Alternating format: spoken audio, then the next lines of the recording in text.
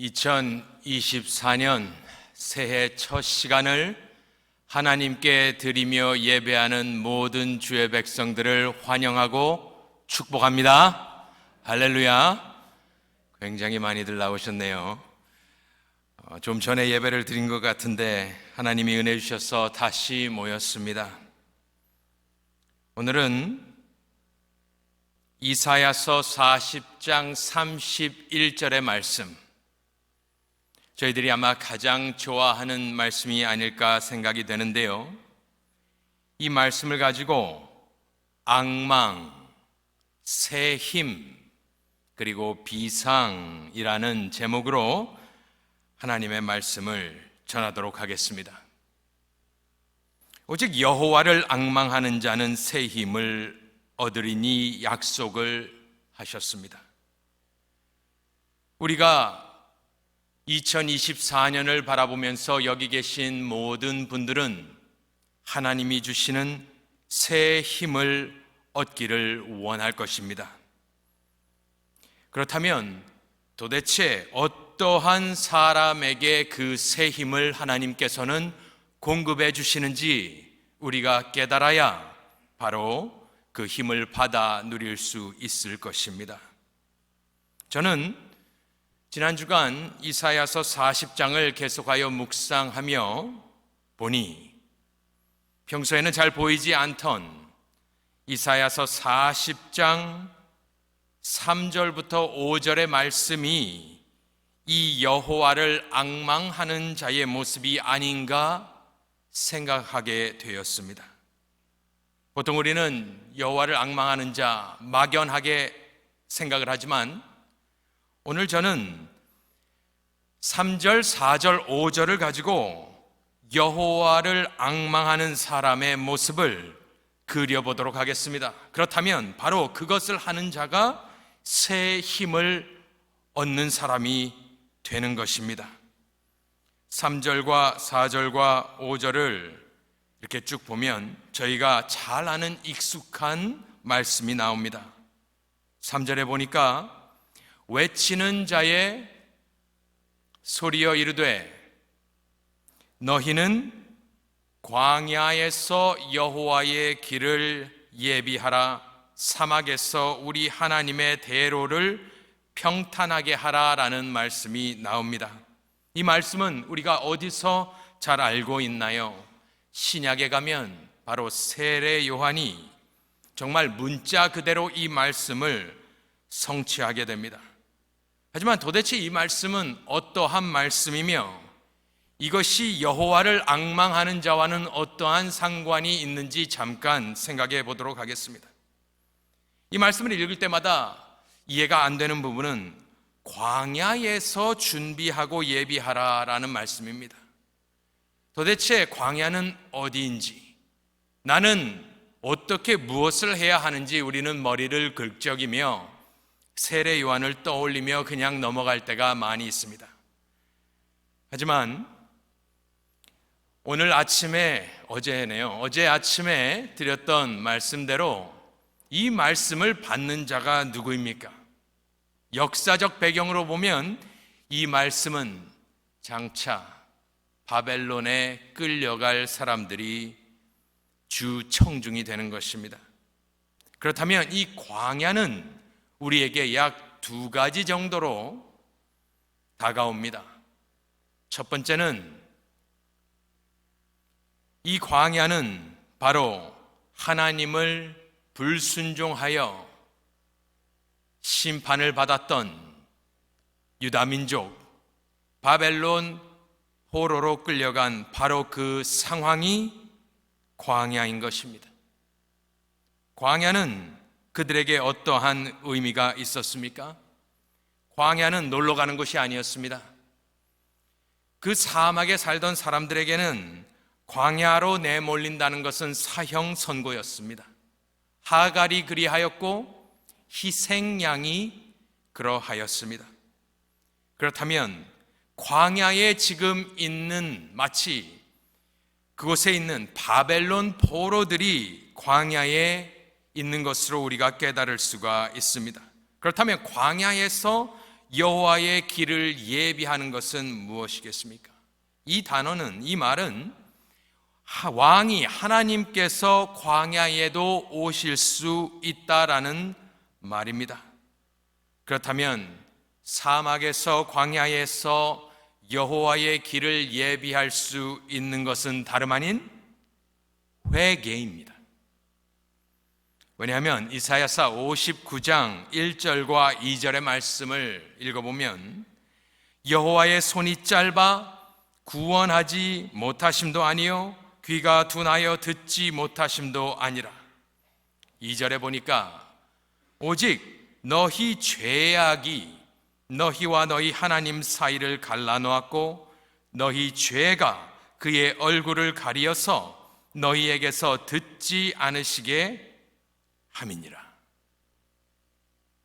그렇다면 광야와 같은 사지에 내몰린 주를 배반하고 떠나갔던 주의 백성들이 주의 길을 예비할 수 있는 가장 핵심적인 것은 바로 그들이 회개하며 주께 돌아올 때에 하나님께서는 먼 이국 땅 바벨론에 너희들이 있다 할지라도 여호와의 길을 회개하며 낸다면 나는 너희들에게 다가갈 것이다. 너희는 다시 나에게로 돌아올 수 있는 것이다 말씀하고 계시는 것입니다. 그렇기 때문에 세례 요한의 사역을 보면 이 말씀을 주석하는 것이 됩니다. 마태복음 3장 1절, 2절, 8절을 읽어보면 그때에 세례 요한이 이르러 유대 광야에서 전파하여 가로되 무엇이라고 합니까? 회개하라, 천국이 가까웠느니라 하였으니. 8절에 그러므로 회개에 합당한 열매를 맺어라 이야기를 하고 있는 것입니다. 우리는 죄인입니다. 죄는 우리와 하나님의 관계를 항상 멀리하고 우리를 주의 임재 앞에서 떠나가게 합니다. 하지만 그것이 어디이든지 간에 우리가 항상 회개하며 산다면 주께서 우리에게 찾아오실 수 있는 여호와의 길을 예비하는 줄로 믿습니다. 그리고 좀 더 긍정적인 의미로 광야를 바라본다면 광야는 사지인 것이 맞지만 또한 장차 자라 세례 요한이 되는 그는 아이가 자라며 심령이 강하여지며 이스라엘에 나타나는 날까지 빈들에 있으니라 하였습니다. 하나님은 주님 오시는 길을 예비하기 위하여 세례 요한을 택하시고 그를 세상에 두지 아니하셨습니다. 빈들로 이 아이를 몰아가셨고 빈들에서 자라며 하나님의 말씀을 묵상하며 이 아이는 거룩한 사람이 되어 때가 참에 이스라엘로 돌아와 회개의 말씀을 선포하였던 것입니다. 우리는 2024년도에 회개하는 삶을 살아야 합니다. 하지만 어떤 의미에서는 우리는 광야로 또한 나가야 됩니다. 광야는 세상과 단절된 곳, 하나님이 계시는 곳, 그곳에서 내 삶이 거룩해지고 영적인 힘을 받는 곳이 되는 것입니다. 제가 몇 주 전에, 얼마 전에 제가 종종 전화를 거는 목사님이 계십니다. 저기 조지아에서 작은 교회를 신실하게 목회하시는 목사님이 계신데 전화를 걸었습니다. 그냥 안부 전화였는데 그분이 말씀하시는 것이 요즘 어떻게 지내시냐 하셔서 네, 잘 지내고 있습니다. 그랬더니 우리는 사람이니까 저한테 목사님 아마 내년 6월쯤 되면 피곤해질 겁니다. 지금은 흥분한 상태에서 한의문으로 열심히 뛰고 달리지만 우리는 연약한 존재입니다. 그래서 아마 내년 6월쯤이면 그렇게 될 것인데 그때 기억하실 것이 장로님들께 말씀을 드리고 허락해 주시면 한 하루 이틀 아무도 없는 기도원에 들어가셔야 합니다. 아무도 없는 곳에서 전화기 이런 것을 다 꺼놓고 오직 하나님 앞에 있을 때에 목사님은 재충전을 받게 됩니다. 그것이 없으면 무너집니다. 그 말씀이 참 마음에 다가왔고 지혜의 말씀이다라고 생각이 되어졌습니다. 광야에서 주의 길을 예비한다는 것은 때로는 종종 우리가 혼자 있을 수 있는 시간을 어떻게든 찾아야겠죠. 여기는 잘 모르겠습니다. 제가 자랐던 텍사스는 아파트에 살더라도 벽장이 길게 들어갈 수 있었습니다. 그래서 저도 대학생 때 예수를 믿고 나서 종종 그 벽장에 들어가서 기도를 하곤 했었습니다. 여기는 잘 모르겠습니다. 그것이 어디든지 간에 우리가 공예배도 중요합니다. 하지만 우리는 하나님 앞에 세례 요한이 홀로 서 있었던 것처럼 나도 때로는 광야로 가서 그곳에서 하나님의 말씀과 기도를 통하여 재충전되시는 그러한 지혜가 있으신 2024년이 되시기를 간절히 소원하며 축원합니다. 그런 광야 생활을 거칠 때에 4절과 5절의 말씀을 보니까 골짜기마다 도두어지며 산마다 언덕마다 낮아지며 평탄하게 되며 평지가 될 것이요. 그리고 5절에 보니까 여호와의 영광이 나타나고 모든 육체가 그것을 함께 보리라 약속을 하셨었습니다. 바벨론 포로는 그것을 생각하며 사는 것인데 여호와의 영광은 우리에게는 누구입니까?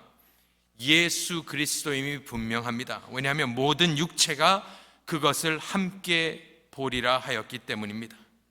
요한복음 1장 14절에 보니까 말씀이 육신이 되어 우리 가운데 거하심에 우리가 그의 영광을 보니 아버지의 독생자의 영광이요 은혜와 진리가 충만하더라 하였습니다.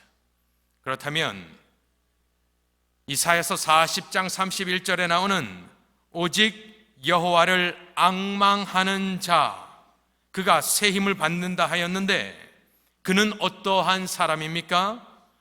회개하며 주의 오심을 선포하며 때로는 홀로 나가 기도하며 묵상하며 여호와의 길을 예비하며 주의 재림을 갈망하며 믿음으로 주를 기다리는 주의 백성들이 바로 여호와를 앙망하는 자요 그가 바로 새 힘을 얻어 독수리가 날개치며 올라감 같은 새 힘을 부음을 받는 주의 백성이 되는 줄로 믿으시기 바랍니다. 그리고 두 번째이자 마지막으로 이 말씀을 보면 다른 박질하여도 곤비하지 아니하겠고 걸어가도 피곤하지 아니하리로다 하는 약속이 주어졌습니다. 영육간의 강건함을 말하는 것일 것입니다.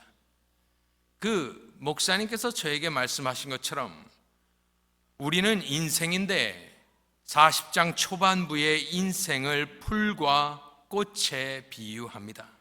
다시 6절과 7절을 읽어보면 모든 육체는 풀이요 그의 모든 아름다움은 들의 꽃과 같으니 풀은 마르고 꽃이 시들면 우리의 인생을 묘사하는 것 아닐까요?